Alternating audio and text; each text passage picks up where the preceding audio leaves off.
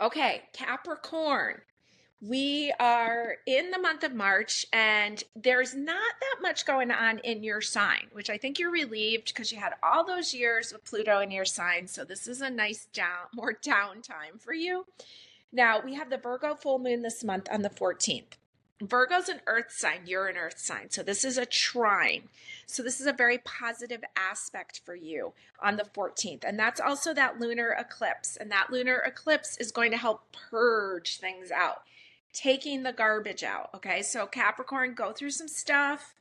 This can be literal stuff. This can be emotional stuff. I think it has themes of paperwork. Like I kind of almost get I get like themes of something like medical. I don't know if you have like medical equipment hanging out or something, or like crutches, or some kind of like walker. It's almost like somebody like you still have it lingering around just in case. Get it out. You don't want that just in case. Get it out of your house. Okay. This is a good purge on the 14th. Now, you're going to have a square with the planets moving into Aries, because remember, you're a cardinal sign, Capricorn, and cardinal signs are the ones that push forward the season. So there's a lot of oomph. So we've got you're a cardinal sign, then we've got planets moving into Aries, and Aries is cardinal sign also because it pushed forward spring, you push forward winter. And so there's a square, 90-degree angle with these planets moving into Aries and with the new moon that takes place on the 29th. And that new moon comes with the solar eclipse that brings us gifts. Okay. So, most people don't have a problem with receiving gifts, but I got to say, Capricorn, I'm getting the vibe from you that it's almost like you're the one that would like send the gift back or say, oh no, I don't need that gift. And I want you to allow that solar eclipse to bring you gifts, bring you something. And so just allow it. Okay, Capricorn, just say yes. Now, you have an opposition with Mars, the planet of action, in the sign of Cancer. Now remember, Mars was retrograding for a while. It just went direct on the 23rd of February. So this is going to help you lighten things up for you, because in opposition, both sides want something. And when there's a retrograde, especially Mars in Cancer, because like Mars doesn't like the slowness of Cancer. So I think, again, you're going to feel lighter. You're going to feel lighter activity now that Mars is going direct. And soon it'll move out of the sign of Cancer, so it won't be right across from you. Okay, Capricorn, here we are. We have this beautiful zodiac spread here. We have a card for each house of the zodiac for the month of March. Again, I have not looked at any of these cards yet, so let's see what we got. We're starting off with the first house, Aries house, ruled by Mars. This is the house of I am. This is the house of your childhood. This is where the chart starts. Aries is associated with the head. I think it's because like your brain develops, right? And grows from there. So this is your public image house. And we've got the Four of Wands here. Now, Four of Wands usually looks like, traditionally this card like looks like there's been a wedding. There's a celebration of some sort. They're kind of pausing to enjoy the celebration. This one, we've got tons of apples and pears. We've got cider being served. It looks like there's plenty. Okay. You're serving it up. So you're being seen, your public image, you're being seen as like a giver. There's plenty. And it's almost like starting off like, let's just enjoy and celebrate.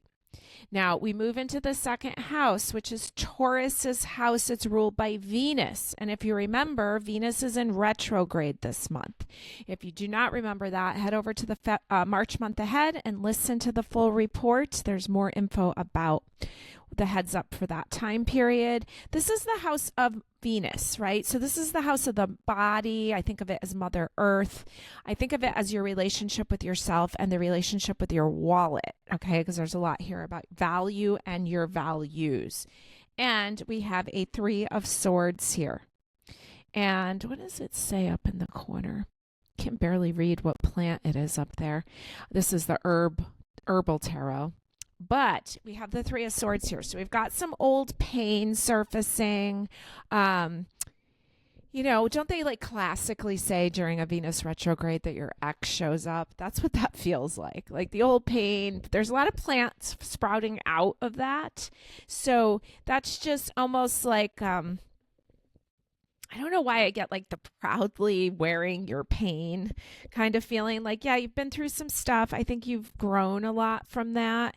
And so the Three of Swords just showing up here, maybe looking, because we look during our Venus retrograde at like our relationship with money, our dysfunctional relationship with money.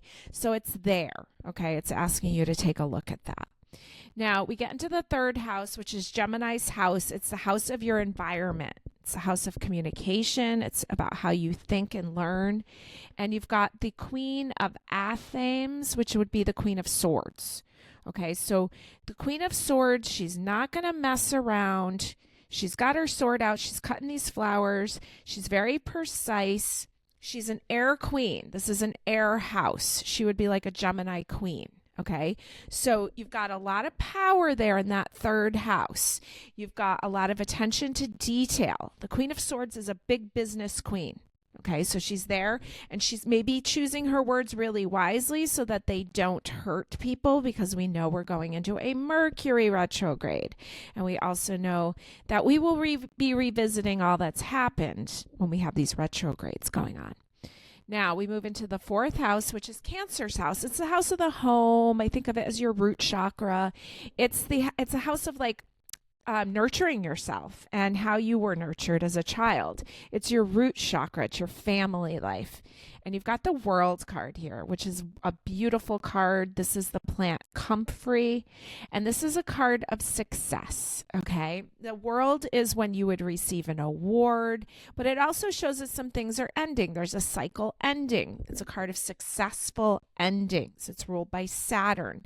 So you may have like children moving out of the house. You may be selling a house. There's some closure here, but the World card is one of my favorite cards, so that's very positive energy. It's card number 21. It's your first major arcana that's shown up, major secret of life. So we would say that you have a lot more oomph and a lot more attention going on in the fourth house. In the fifth house, Leo's house of creativity, romance, it's associated with children because children have so much joy. And the fifth house, you've got the Two of Challenges. Now, you hear me say a lot that I don't like when they call it challenges. This is traditionally the Two of Swords. It's a relationship number in the house of romance. He's looking in a mirror, so he's really getting to understand himself clearly and see a proper reflection. When we think of mirrors, we often think of Venus. Venus is almost shaped like a hand mirror. And so there's a time here for you to really fall in love with yourself. Okay, forgive yourself for whatever was going on over here with the Three of Swords. Get really down to the details. Show up and see yourself truly and love yourself and enjoy your relationships, okay?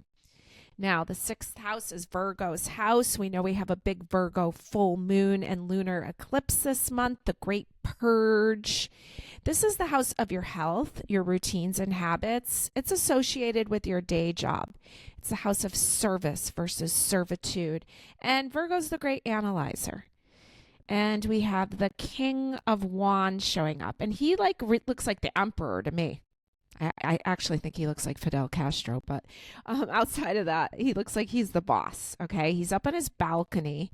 Almost looks like he's going to give a speech, okay? So there's a lot of power in this house, the sixth house, with this royalty card showing up. And let's see what the book has to say about him.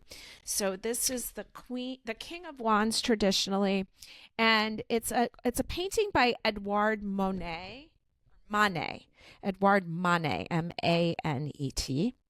And so the book says, you must always remain master of the situation and do what you please. Okay, so this is the sixth house. This is your routine, schedules, habits, all that kind of stuff. And it says the kings are active rulers and protectors, willing to safeguard their realms and ensure the right of their countrymen.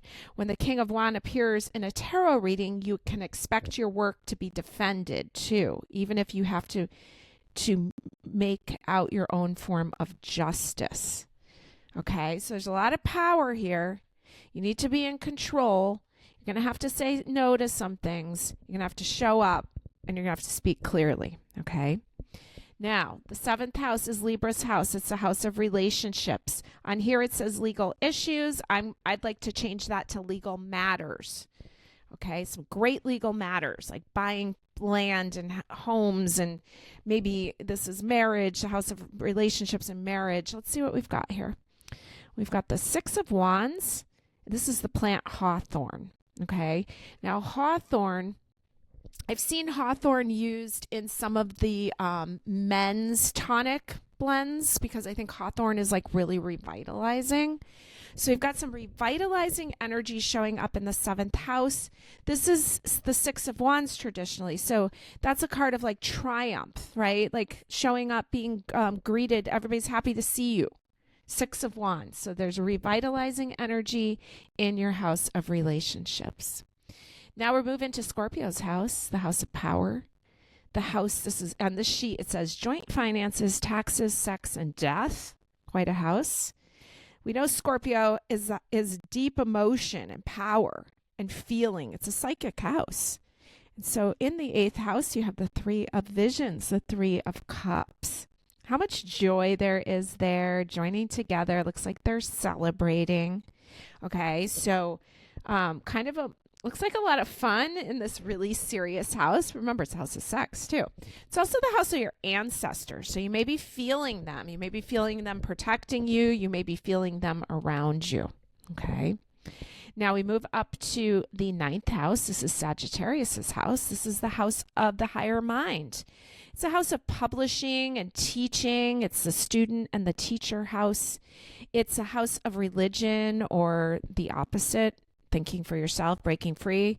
It's a spiritual house, okay? It's a house of foreign travel. And you've got the 6 of Wands again.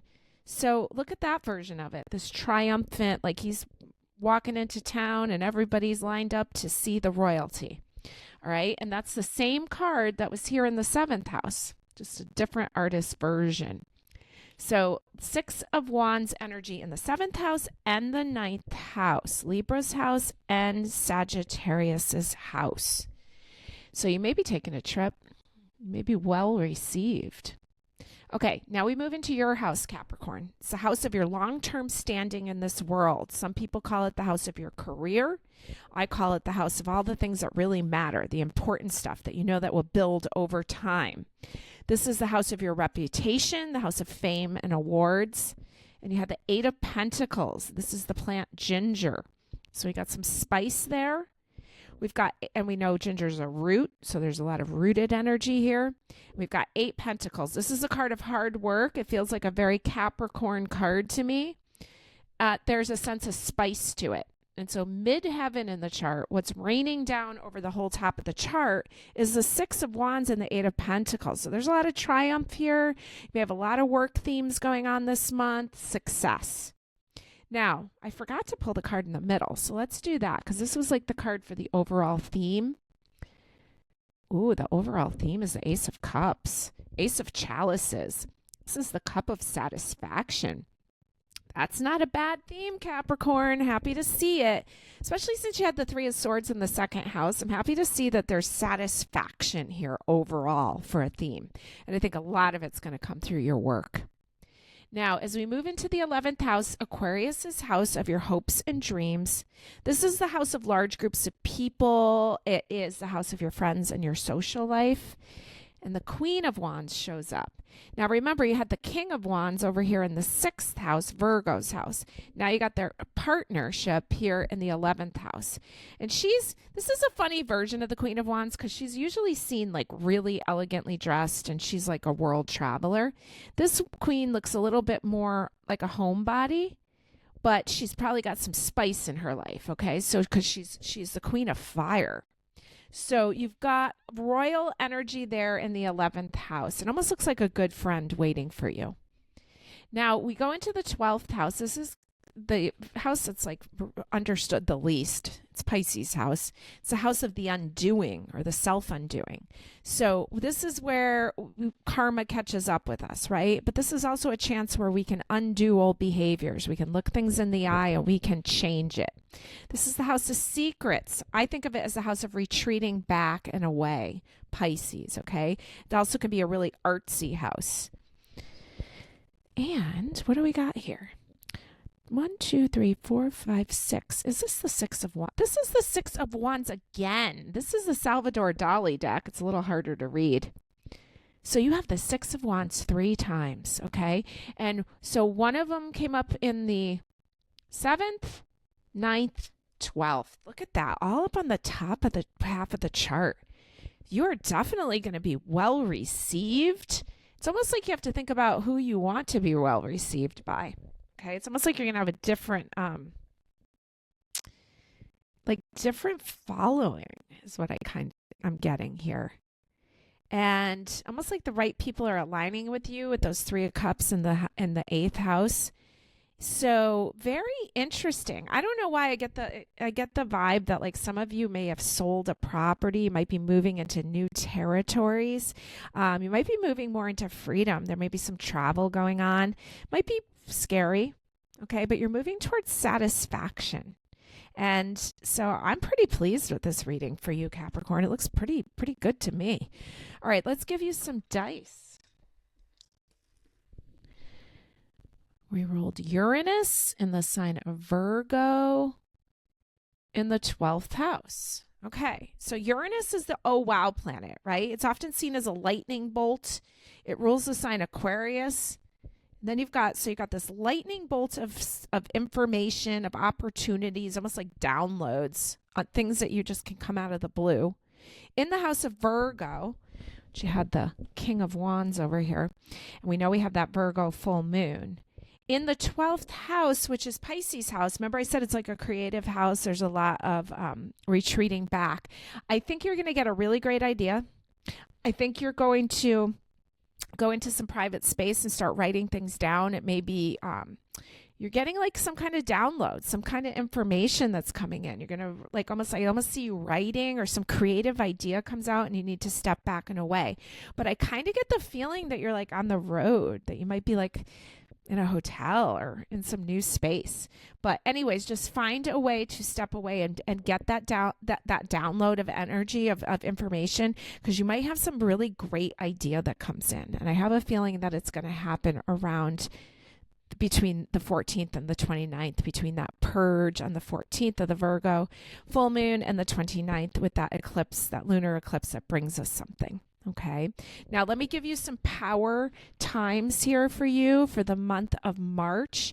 So you rolled Uranus, which we know rules the sign Aquarius, and you also rolled Pisces and Virgo. So let's start with Virgo. We know that the full moon is on the 14th, but the moon actually moves into Virgo on the 12th at 3:56 a.m. So you get some power times, 12th, 13th, 14th until 2:59 p.m. And then you will have energy with, let's see, we said Aquarius into Pisces, which are right next to each other. And this is your reading Capricorn, which is next to Aquarius. So you get a chunk of time here. I would say I would count the time the moon's in Capricorn too, because you'll feel like yourself. So you get from Saturday the 22nd at 3:29 a.m. through Sunday the 23rd, through Monday, Tuesday, Wednesday the 26th. Then the moon moves into Pisces, so you get more on the 26th, 27th, 28th until 4:36 p.m. on Friday the 28th. These are power times for you. Have a great month.